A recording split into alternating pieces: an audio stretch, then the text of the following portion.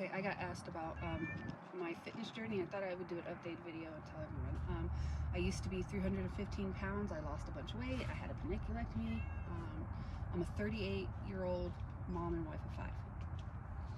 So in 2019 is when I actually started everything. I was walking, I was doing everything, but I think I pushed myself so hard.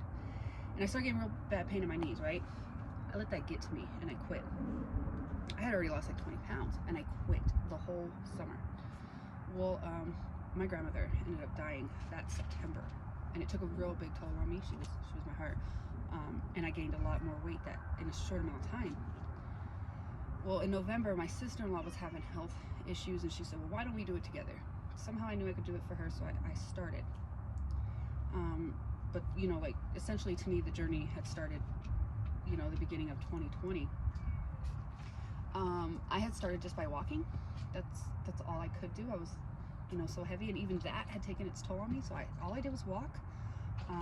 I figured out how many calories I was eating every day, and it was a lot. And I just took off a few hundred from that.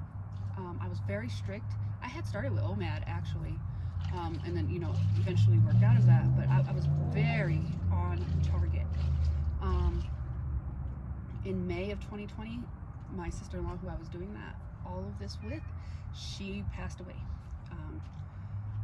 I didn't stop there. What I had learned from all of this, and don't get me wrong, it took another huge toll in just numerous other ways. Life was going to keep hitting me with awful things, but if I stopped every time, I was never going to finish. And I wanted to finish for my kids, for my husband, and for my grandmother and my sister-in-law. I wanted to do it so bad for them because they didn't get to.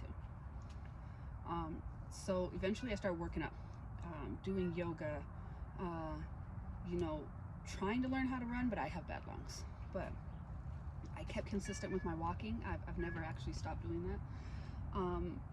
And with the walking, I'd start out like 5-10 minutes a day. And then I had worked up to doing about an hour and a half, you know. But again, I did the yoga, started doing, you know, trying to learn how to do strength training and stuff. I was dabbling in it for a while. And then still doing nutrition, learning all this. And I've did all this at home. I've never been to a gym.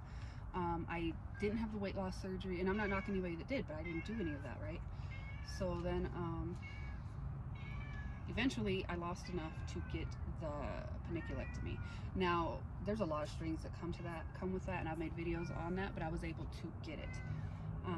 And I got that in May of 2023. I had gotten down to my lowest weight, and it wasn't healthy for me. I had gotten to a point, and with the depression of everything, what had happened with my family members and just numerous other things, I wasn't in a healthy position for a long time.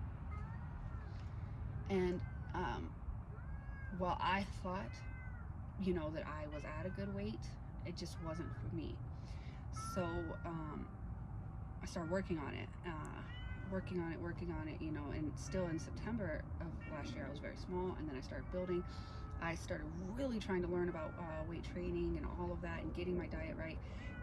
I started going into bulking, and I have, you know, come up a good 20 pounds.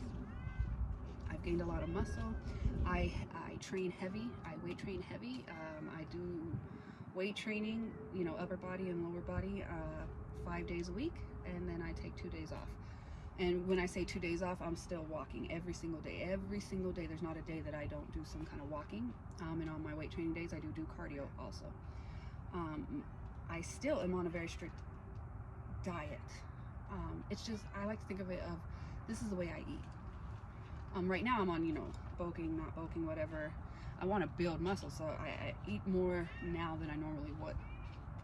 But I've come down a bit because I still want to keep that kind of lean look. But what you have to think, because I think what a lot of people forget is, oh, I lose the weight or I get to where I want, so I'm going to go back to where I was initially. Well, where you were initially is what put you there. You never go back. You still stay, and you get used to where you're at.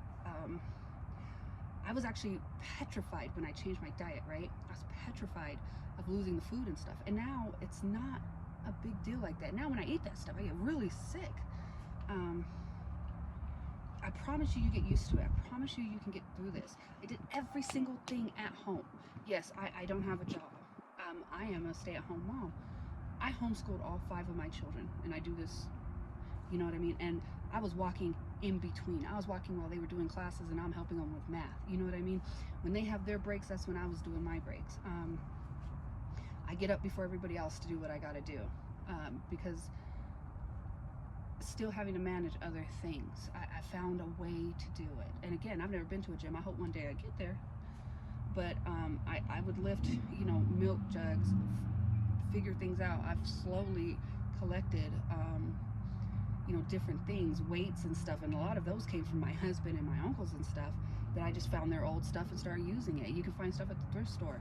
You can do it. There's all the excuses in the world, right? All these things that we have, all these problems and all these issues and not having no money, but you can let these excuses stop you, or you can maneuver, go with the flow, and figure it out. But this is just my journey.